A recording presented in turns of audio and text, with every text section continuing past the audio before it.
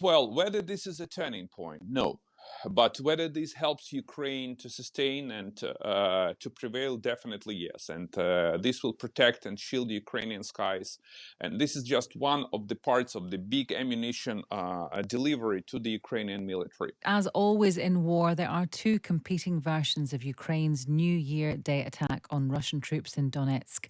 The Ukrainians say that 400 Russians died. Russia disagrees, saying 63 were killed. Even that, though, is a bit surprising as Russia rarely confirms any deaths on the battlefield.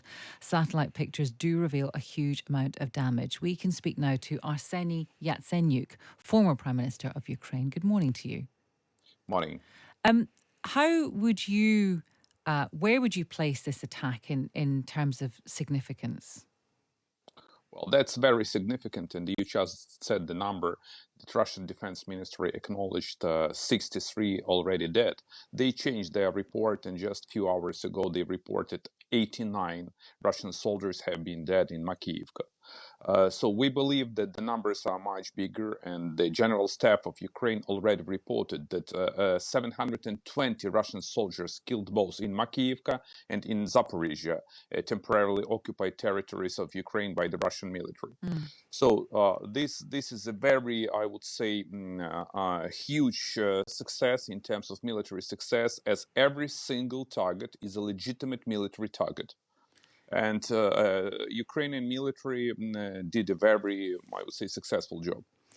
And what is the situation more widely in Donetsk? Because that is something that has obviously, changed dramatically throughout all the different stages of this particular war. Who has the upper hand there? Well, you are well aware that Putin's ultimate goal was to take over an entire Ukraine. Then he has changed his case scenario a number of times. As of now, we do believe that his goal is limited to Donetsk and Lugansk, and to take the territory of so-called land corridor, which gives the way to Crimea. But he failed. He failed, and Bakhmut, this is one of the territories, one of the key points in Donetsk, is still under the Ukrainian control. So he's trying to grab his military, he's trying to mobilize more personnel, but his military is on the back foot. And on the other side, I mean, Kyiv has suffered quite a few drone attacks in recent days. It continues to be a very important target for the Russians.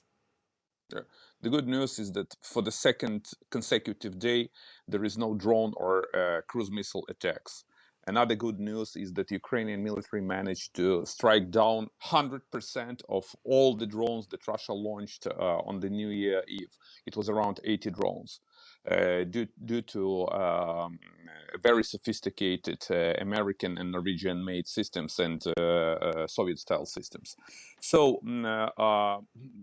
the thing is that we need to get more defense in order to defend the skies of Ukraine. And I do believe that Russians will definitely relaunch their attacks, as they are targeting both civilian infrastructure and energy infrastructure.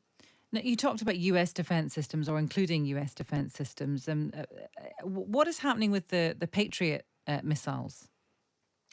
Well, an amazing news, which actually turned the tide, and that's what Putin never expected, because this war criminal Putin, he expected that NATO will not be enlarged, but in the end the NATO is enlarged. He didn't expect that Patriots will be deployed neither in Poland nor in Romania, but in the end the Patriots will be deployed in Ukraine.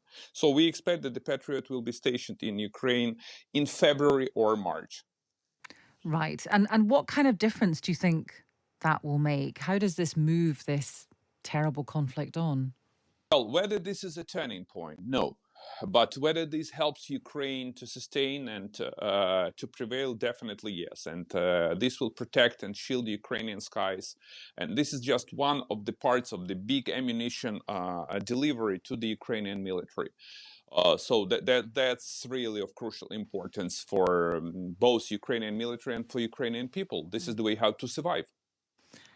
Arseniy, thank you very much for talking to us. That is Arseniy Yatsenyuk. He is former Prime Minister of Ukraine.